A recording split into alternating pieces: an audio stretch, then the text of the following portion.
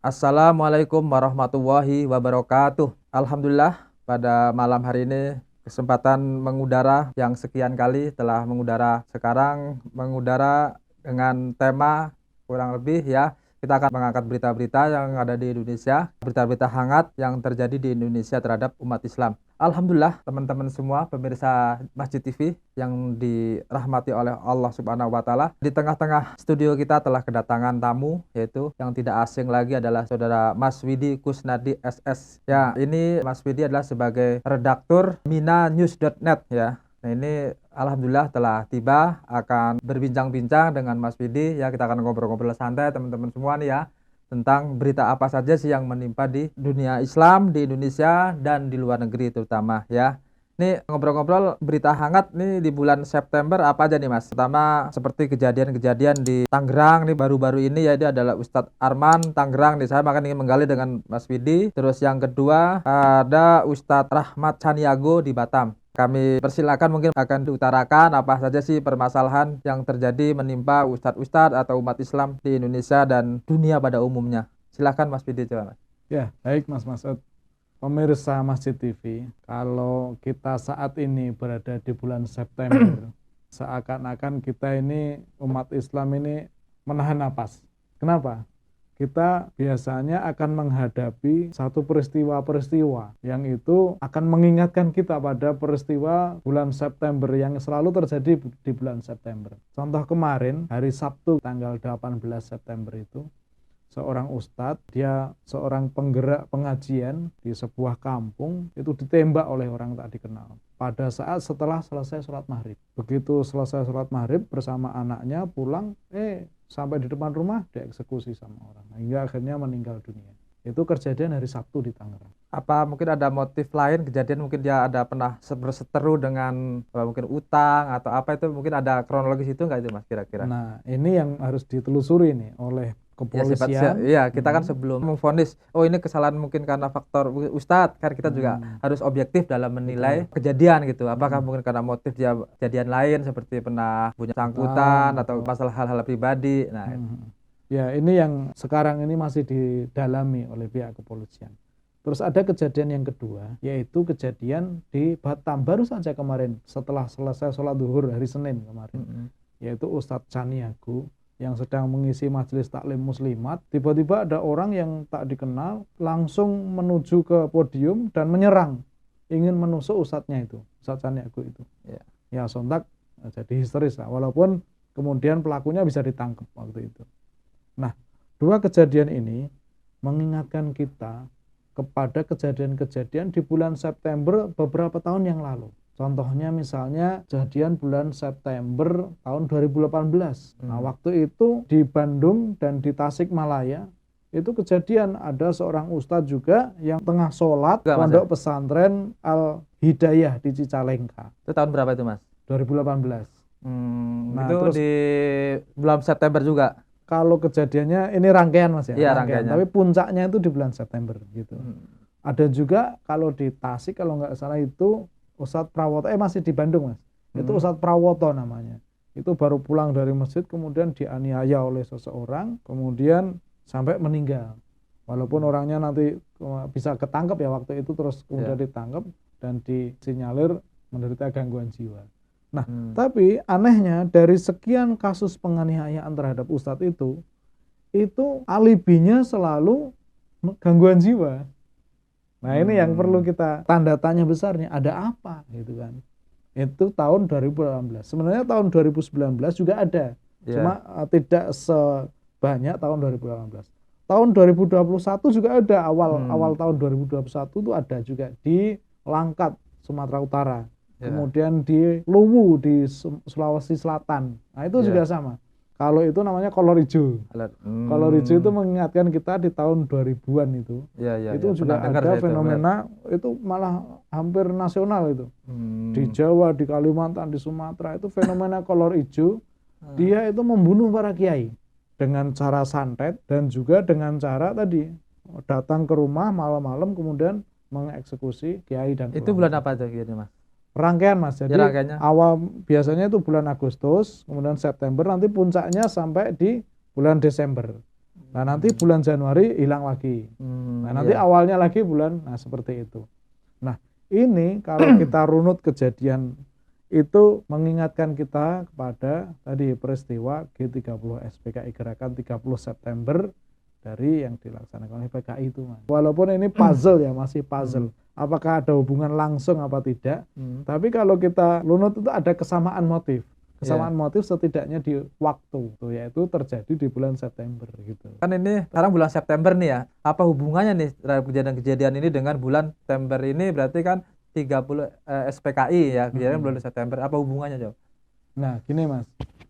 Sebagai umat Islam masih ingat terus ya, masih terngiang di dalam benak kita, pemikiran kita, kejadian pembantaian yang mungkin ya tidak bisa kita melupakannya. Kenapa? Karena ada ribuan, bahkan puluhan ribu ulama, santri, kiai yang dibunuh, dianiaya oleh orang-orang PKI. Terjadi di Madiun, terjadi di Pondok Pesantren Gontor, terjadi lagi di Tebuireng, terjadi lagi di Rembang.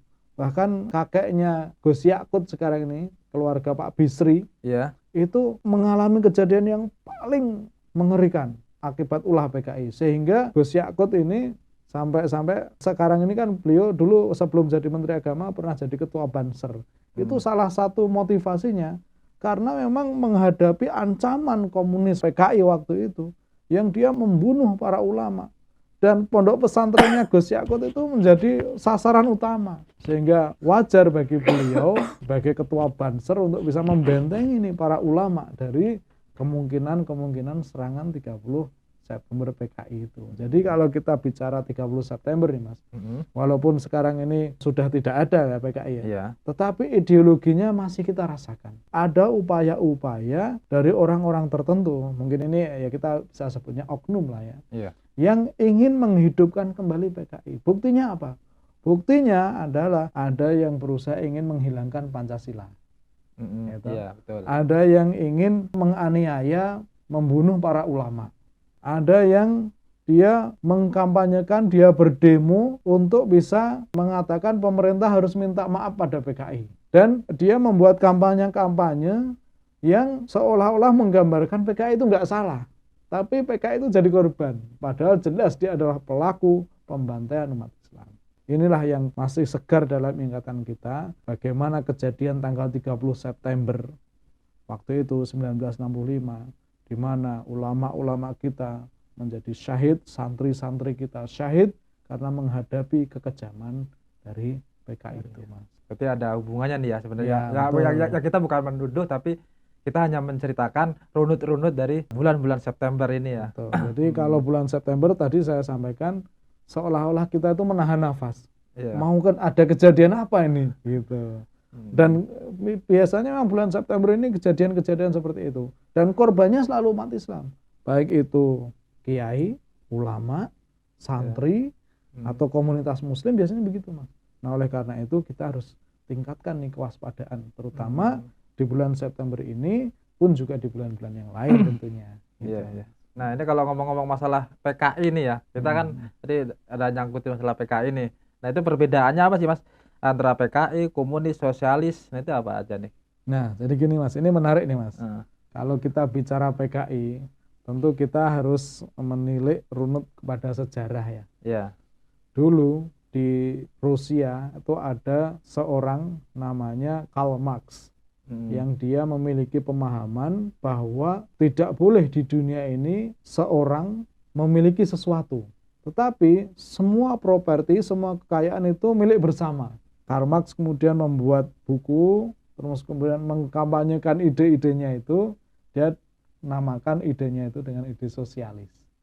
Jadi ide sosialis itu adalah faham atau ide atau keyakinan yang menganggap seseorang itu nggak boleh memiliki sesuatu yang bersifat pribadi. Semuanya itu milik bersama. Gitu. Jadi istri juga bersama. Berarti semua mobil juga milik bersama. Jadi kalau kita punya mobil itu ya mobil kita harus boleh dipakai oleh orang lain gitu. Kalau kita punya makanan ya boleh orang lain makan dan seterusnya. Jadi tidak ada kepemilikan pribadi. Semuanya itu yang ada di dunia ini adalah milik bersama. Itu idenya Karl Marx. Sehingga dia mengkampanyekan namanya sosialis. Kemudian ada seorang bernama Lenin, Mas. Ya. Lenin ini dia mengilhami idenya Karl Marx ini. Tapi dia nggak sabar. Kok melihat ada orang-orang kaya yang memiliki harta yang banyak. Kemudian dia membuat pergerakan. Nah, pergerakan itu, pergerakan politik yang dia melakukan revolusi, itu namanya Partai Komunis. Nah, pertama kali itu 1917, Mas. Dengan adanya di Soviet itu namanya revolusi Bolshevik. Ya. Itu yang dilakukan oleh Lenin ketika melakukan revolusi di negerinya dengan paham Karl Marx tadi, sosialis yang dia bawa. Nah, kalau Karl Marx itu sosialis itu paham, ya. Kalau komunis itu adalah gerakan politik, ya. Yang mengatasnamakan paham sosialis ini. Gitu. Korbannya itu tahun-tahun segitu? Nah, revolusi Bolshevik itu Masya Allah korbannya jutaan. Jadi yang banyak dari apa? Umat Islam? Baik di kalangan umat Islam, baik di kalangan orang Kristen sendiri, orang Yahudi, dan semuanya. Pokoknya yang tidak sesuai dengan paham dia, yang anti dengan paham dia, dia babat habis. Itu jutaan. Tidak hanya terjadi di Rusia, di Soviet waktu itu ya. Yeah. Kemudian berpindah kepada Cina. Berpindah kepada Indochina. Indochina itu Vietnam, Myanmar, Laos, Kamboja itu. Kemudian masuk kepada Indonesia. Nah, di Indonesia ada partai namanya PKI, yaitu Partai Komunis Indonesia, yang itu diilhami dari gerakan Bolshevik tadi, revolusi Bolshevik di Uni Soviet tadi. Dulu cikal bakal PKI itu kan namanya ISDV, lahir di Semarang tahun 1914 kalau nggak salah. Itu dia melakukan demo perlawanan kepada para borjuis gitu ya. Dari para buruh ini, proletar ini, mereka melakukan perlawanan pada para juragan-juragan borjuis. Nah, mereka menganggap ulama itu kayak juragan gitu. Kok enak kamu nyuruh-nyuruh santri gitu. Terus nggak kerja tapi kamu dapat penghasilan gitu. Mereka menganggapnya ulama itu musuh dia karena dia anggapnya itu tadi. Jadi yang digerakkan itu para buruh, para petani. Makanya kan simbolnya kan palu sama arit. Ya. Itu simbol dari palu itu para pekerja, ya. Arit itu para buruh, petani. Nah, dua-duanya ini melakukan perlawanan kepada para borjuis, para saudagar-saudagar. Itu aslinya gitu. Tapi kalau dilihat di Indonesia gitu ya, kadang-kadang kan kita juga ya kita secara objektif juga kan menilai kita yang dimusuhi selain tadi para ulama atau umat Islam, tapi juga pemerintah waktu itu kan. Betul. Nah, berarti kan ada. Nah, kenapa pemerintah juga mau diambil kekuasaan itu dimusuhi itu? Alasannya apa itu? Nah, dogma dari Partai Komunis itu adalah dia menghalalkan segala cara. Segala cara boleh dilakukan asal tujuannya tercapai. Itu dogma dari Partai Komunis. Jadi dia tidak mengenal halal haram, dia tidak mengenal apa ini baik ini buruk. Pokoknya kalau sudah punya cita-cita, punya tujuan, harus tercapai. Bagaimanapun dilakukan. Apapun akan dilakukan. Itu dogma dari Partai Komunis. Sehingga karena dia tidak mengenal agama, tidak mengenal Tuhan, ya apapun dia laksanakan. Mulai dari membunuh, menganiaya, membakar hidup-hidup orang, sampai kemudian ya yang paling sadis ya, dimasukkan, kalau para jenderal itu kan dimasukkan ke dalam sumur dengan fitnah, yang dihembuskan dulu, kemudian dimasukkan, wah sadis itu. Nah, mereka memang ajarannya begitu, Partai Komunis itu, karena dia nggak mengenal Tuhan, karena dia nggak mengenal halal haram, nggak mengenal baik buruk, apapun akan dia lakukan. Siapapun yang bertentangan dengan dia, itu akan dibabat. Nah, ini yang berbahaya di sini, Mas. Yang berbahaya di sini. Jadi, ajaran seperti ini, paham seperti inilah yang tidak layak ada di Indonesia, juga tidak layak ada di muka bumi ini. Karena sangat berbahaya. Itu, Mas, tentang komunis di Indonesia. Nah, siapa tokohnya? Nah, ini menarik lagi nih, Mas. Kalau di Indonesia, sebenarnya tokohnya itu, kita sebutlah Aidit ya. Aidit itu adalah tokoh pentolannya PKI. Itu sebenarnya menarik, Mas. Aidit itu kalau kita runtut nasabnya, itu keluarga Arab loh, Mas. Oh, keluarga Arab itu ya? Jadi marga Aidit itu Arab. Seperti kalau di Indonesia kan ada Baswedan, ada Basalamah gitu ya. Ada Sihab, Ya. ada Al-Idrus. Aidit itu marga Arab. Arab Walaupun, mana itu? nah Arabnya mana memang kita nggak tahu ya, tapi itu berasal dari marga Arab. Nah, kalau di Yerusalem itu ada orang Indonesia yang dikubur di Yerusalem, Ya. di kawasan komplek Masjidil Aqsa. Ya. Itu ada seorang Indonesia namanya Aidit juga yang dikubur di situ. Nah, usut punya usut, ternyata dia dulu pegawai kedutaan Yordan. Nah, dia meninggalnya di Masjidil Aqsa, kemudian dikuburkan di situ. Kemudian makamnya ada namanya dari Indonesia, Syuhada Indonesia. Ada namanya Aidit gitu. Ya cuma nama aja kali Nah, tapi itu nama. Tapi begini Mas, kalau orang Arab itu memang kenapa kok Nabi Muhammad kok lahir dari Arab? Ini salah satu rahasianya. Orang Arab itu kalau mau baik, baik bener. Tapi kalau mau jahat, ya sejahat-jahatnya. Misalnya Abu Lahab, Abu Jahal. Gitu. Kalau mau jahat-jahat bener, termasuk nih Aidit. Sebenarnya Aidit itu terlahir dari keluarga Islam, Mas. Nama aslinya itu Ahmad Aidit. Ahmad ada Ahmadnya. Bapaknya namanya Abdullah.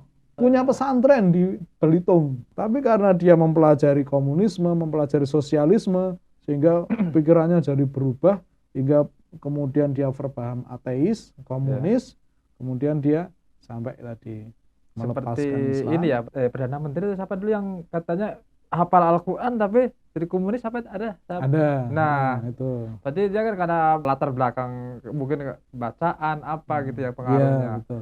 Jadi yang digulingkan oleh Taliban dulu tahun 92, itu juga hafal Al-Quran. Iya, tapi dia partai komunis. Iya, makanya itu kan. Jadi kayak mungkin setelah hafal Quran dia literasi dari komunis. Jadi itu ID. Termasuk juga Muso.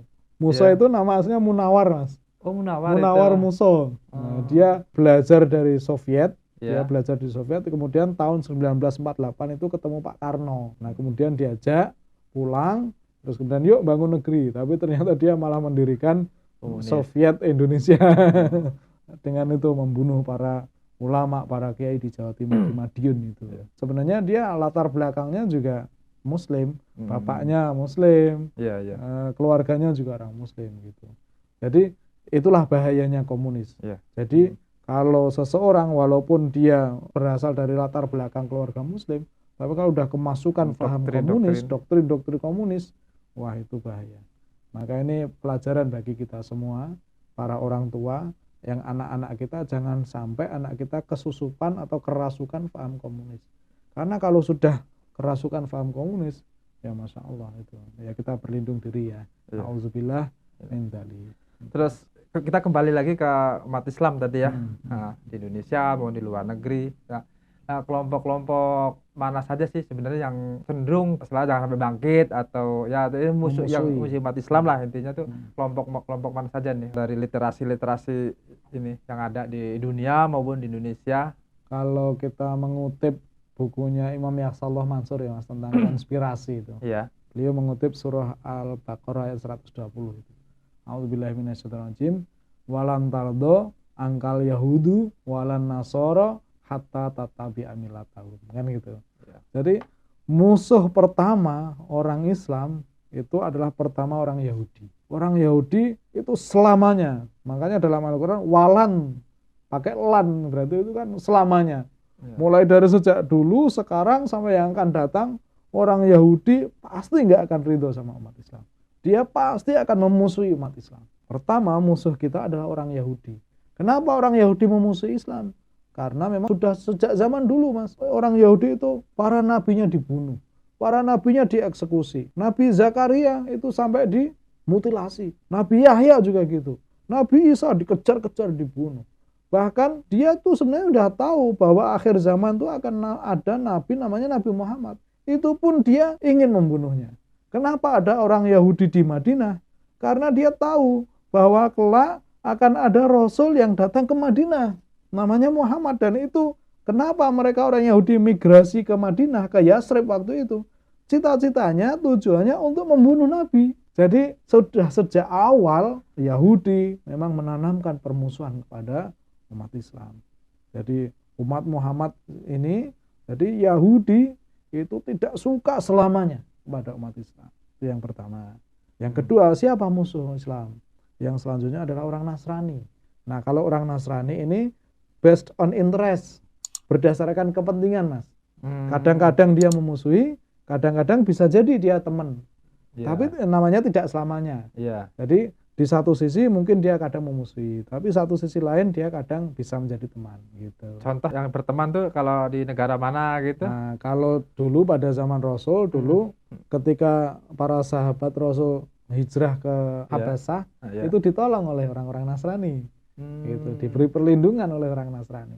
Sekarang juga misalnya ya di Indonesia ya. Iya. Kita misalnya Indonesia ini ada komunitas Muslim, ada Kristen, ada Katolik, gitu kan. Iya. Kita saling hidup berdampingan. Mereka tidak memusuhi kita, gitu. Iya. Walaupun ada juga yang mungkin menyimpan dendam juga ada. Iya, Gitu. itu Tapi oknum secara itu, oknum itu. zahiriahnya Iya. kita hidup berdampingan. Tapi kalau yang di belahan bumi yang lain memusuhi juga, Mas. Misalnya kayak di Afrika Selatan. Nah, itu kan antara orang Kristen tuh. Iya. Orang Kristen itu memusuhi Islam juga. Terus kemudian di Aljazair. Iya. Nah, itu juga. Itu jadi ada orang Kristen tuh yang memusuhi Islam, ada juga yang tidak. Nah, tapi kalau kita secara naluri akal sehat gitu ya, itu latar belakangnya apa? Sedangkan setelah saya pelajarin antara Yahudi dan umat Islam itu secara teologi sama. Dia istilahnya Adonai, istilahnya Tuhan yang satu esa juga, dia mengesahkan Allah juga. Nah, apa sebenarnya latar belakangnya itu sebenarnya? Orang Yahudi tidak ridho kalau Nabi Muhammad itu berasal dari non-Yahudi. Jadi dia kepengen Nabi terakhir itu ya berasal dari kalangan dia, gitu, Mas. Iya, iya. Kalau ada Nabi yang bukan berasal dari kalangan dia nggak suka. Makanya mau dibunuh, gitu. Jadi alasannya itu karena, loh, kok ada Nabi yang bukan golongan saya sih, gitu kan? Kan Iya. saya ini manusia yang dipilih oleh Allah, gitu kan? Iya. Dipilih oleh Tuhan, gitu kan? Kok ada orang yang Nabi selain golongan saya? Makanya dia dibunuh. Dia itu orang Yahudi. Jadi doktrinnya orang Yahudi itu dia merasa bahwa dia itu manusia pilihan Tuhan, sehingga orang lain itu lebih rendah derajatnya dari dia, gitu kan. Nah, tadi kan ada apa, Yahudi, terus Nasrani, terus apa lagi itu? Terus yang ketiga ada orang-orang komunis, Mas. Oh, Komunis itu musuh umat Islam juga. musuhi lah, bukan Yang memusuhi umat Islam. Iya, kita bukan musuh tapi memusuhi lah. Memusuhi umat Islam. Kenapa? Karena ternyata komunis itu, ini saya mengutip perkataan dari Xi Jinping nih, Mas, Presiden Cina ya. Iya. Dia mengatakan begini, kepatuhan terhadap agama, ini saya kutip perkataan Xi Jinping tahun 2018. Iya. Kepatuhan terhadap agama akan melahirkan ekstremisme dan semua agama harus tunduk pada budaya Cina dan Partai Komunis Cina. Itu kata Xi Jinping. Iya. Jadi dengan apa yang diungkapkan oleh Xi Jinping itu menunjukkan bahwa dia tidak ridho bahwa Islam berkembang. Buktinya apa sekarang? Yang ada di Uighur, komunitas Muslim, itu terus dieksekusi, terus dipersekusi, kan gitu. Kalau ada pergerakan dikit langsung dihapus, dibunuh dan seterusnya. Jadi komunis adalah yang memusuhi umat Islam karena dia menganggap Islam itu sebagai sebuah ancaman yang mengancam eksistensi Partai Komunis itu. Dan memang benar, secara paham memang berbeda. Komunis tidak percaya kepada Tuhan, sementara kita mengesahkan Allah. Berbeda. Ini sudah istilahnya perbedaannya sudah di akarnya lah, gitu kan. Sudah di tulang sumsumnya. Gitu. Itu tentang komunis. Nah, yang selanjutnya siapa lagi? Yaitu orang musyrik. Orang musyrik itu juga memusuhi umat Islam. Buktinya apa? Dulu pada zaman Rasul kan, orang-orang kafir Quraisy yang musyrik, dia memusuhi Nabi. Kenapa? Karena dia tidak rela Tuhannya yang banyak itu digantikan oleh Tuhan yang satu. Ya nggak kelihatan lagi ya.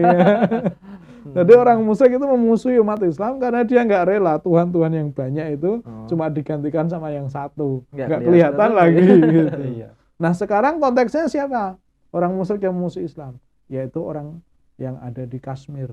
Contohnya kasus Kashmir, orang-orang India yang mempersekusi orang-orang Kashmir. Mereka itu kan orang musyrik. Orang Hindu Buddha ya. Yang dia menyembah banyak Tuhan, ada dewa-dewa apa gitulah. Itu kepada orang muslim dia benci juga. Makanya Kashmir sampai saat ini terus bergolak. Kashmir saat ini terus dilundung. Karena tadi intervensi campur tangan dari orang-orang musyrik, yaitu orang Hindu Buddha di India itu tadi, yang dia menganggap bahwa Islam di sana tidak boleh berkembang, makanya harus dihabisi. Gitu. Jadi ada orang Yahudi, ada orang Nasrani, ada orang komunis, dan ada orang musyrik. Nah, kalau Yahudi dan Nasrani ini kita bisa lihat orang-orang Barat Pak, ya, yang memusuhi umat Islam. Gitu. Nah, kalau komunis ini orang-orang yang ada di Cina, gitu. Komunis Cina. Kalau kita sebutnya bisa PKC lah, Partai Komunis Cina. Kalau orang musyrik ini ada di India. Mereka memusuhi umat Islam. Langkah-langkah apa aja nih yang harus dilakukan oleh umat Islam nih terhadap yang memusuhi Islam itu, apa saja nih yang dilakukan, yang untuk ya waspada lah, ukhuwah Islamiyah ini apa saja nih? Ya, pertama secara akidah nih Mas ya. Kita harus yakin kepada janji Allah. Allah berfirman, a'udzubillahi minasyaitonirrajim, yuriduna liyutfi'u nurallahi biafwahihim wallahu mutimmu nurihi walau karihal musyrikun. Kan gitu. Mereka orang-orang yang tidak senang sama Islam, musuh-musuh umat Islam ini selalu terus berusaha untuk memusuhi umat Islam, untuk memadamkan cahaya Allah. Bila perlu dia akan membunuh, membantai, menganiaya umat Islam, kan gitu. Tetapi Allah menyempurnakan cahayanya. Allah akan menyempurnakan agama Islam ini. Allah akan menjayakan umat Islam ini. Jadi sebenarnya secara akidah kita nggak usah takut. Secara akidah ya. Allah akan menjamin dari sejak zaman dulu sampai sekarang sampai yang akan datang bahwa agama Islam tidak akan pernah mati, tidak akan pernah padam. Cahaya Islam dimanapun akan tetap berkembang. Walaupun dimusuhi, walaupun dianiaya, walaupun dipersekusi, tetap Islam itu akan berkembang. Jadi secara khusus itu umat Islam apa ya? Kalau itu kan dari itu lindungan akidah, Allah dari secara akidah. Kalau secara khusus Allah juga memerintahkan kepada kita kalau dalam surah Al-Anfal Mas ya. A'udzubillahi minasyaitonirrajim wa a'iddu lahum mastata'tum min quwwatin wa mir ribatil khail al-ayah dan seterusnya. Jadi kita ini oleh Allah diminta untuk siap siaga. Mempersiapkan segenap kemampuan kita untuk menghadapi musuh-musuh Allah. Untuk menghadapi musuh-musuh umat Islam. Kalau mereka mengganggu, kita harus siap. Kan gitu. Kalau kata pepatah mengatakan sebuah negara ketika ingin aman dia harus punya militer yang kuat. Kalau negara ingin aman tapi nggak punya militer, wah digecek istilahnya. Sama yang kuat kan gitu. Betul, maka kalau kita mau damai kita harus kuat. Negara mau damai harus negaranya kuat secara militer. Gitu. Kita juga sama umat Islam ini menginginkan perdamaian, menginginkan ketenangan, menginginkan kesejahteraan. Kita harus kuat.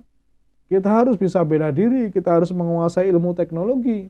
Nah, kalau bahasanya Al-Qur'an namanya ribat. Dalam surah Ali Imran ayat 200, ya ayyuhalladzina amanus biru wasabiru warabitu, dan ribatlah kamu. Bersiap siagalah kamu gitu. Jadi kita terhadap ancaman-ancaman tadi secara akidah kita harus yakin bahwa Allah pasti akan melindungi Islam ini. Secara zahiriyah kita harus ribat, kita harus siap siaga supaya kita tidak terlena. Kalau ada serangan musuh, kita harus siap. Kayak tadi kalau misalnya ada ulama, ada kiai yang mau dibunuh atau mau dianiaya, kita harus siap. Pak Kiai, kita semua harus bisa ilmu bela diri juga. Nah, minimalnya bisa nangkis, bisa nendang, bisa balas kan gitu. Nah, kita juga sebagai umat Islam semuanya kita harus jaga juga ulama-ulama kita, kiai-kiai kita. Jangan biarkan ulama kita, kiai kita pergi ke satu tempat pengajian sendirian tanpa ada kawalan. Nah, ini jangan sampai. Karena rawan sekali. Ataupun misalnya mereka Pak Kiai ini dari rumah pergi ke masjid, ini kan yang sering nih. Yang dulu tahun 2018 kan gitu. Dari rumah pergi ke masjid di tengah jalan dicegat, dianiaya, atau dalam perjalanan pulangnya gitu. Makanya kita ini harus ribat. Kita harus siap siaga. Kita harus jaga diri kita, lingkungan kita, terutama para ulama-ulama kita dari kemungkinan serangan-serangan musuh, serangan-serangan orang-orang yang memusuhi Islam ini, yang mereka menginginkan ulama-ulama kita ini dibunuh. Mereka menginginkan ulama-ulama kita ini dianiaya dan seterusnya. Tapi kita harus ribat, kita harus siap supaya umat Islam ini bisa menjaga diri, lingkungan, dan juga para ulama. Caranya bagaimana? Yang pertama ya bela diri. Tentunya ya bela diri, kita harus fisik kita harus sehat, harus kuat. Yang kedua juga kuasai ilmu pengetahuan. bagaimana memanah, Iya. berkuda dan seterusnya Iya, kayak iya, itu, olahraga seperti itu Iya, ya. iya. Itu walaupun seperti itu kita harus menguasai juga gitu. Termasuk juga kemungkinan-kemungkinan dari serangan Mas. Misalnya ada orang yang pengen menyerang lingkungan kita misalnya. Kita kumpulin batu misalnya gitu. Atau kita siapkan pentungan gitu. Itu kita harus siap. Kan kelihatannya sepele-sepele gitu. Jadi untuk persiapan itu kita nggak harus punya pistol gitu, nggak harus. Kecuali kalau negara dalam keadaan perang lah mungkin ya. Tapi kalau dalam keadaan damai ya nggak perlu kita punya pistol, malah ditangkap polisi kita. Jadi supaya kalau suatu saat ada serangan yang mendadak tak terduga, kita siap. Jadi ribat, siap siaga itu diperlukan oleh kita semua umat Islam. Selain kita mempersiapkan fisik kita, mempersiapkan diri kita. Oke, terima kasih banyak nih Mas Widi telah telah berbincang-bincang kepada Mas Widi, redaktur kantor berita minanews.net, telah mengupas ini kejadian-kejadian di bulan September nih ya.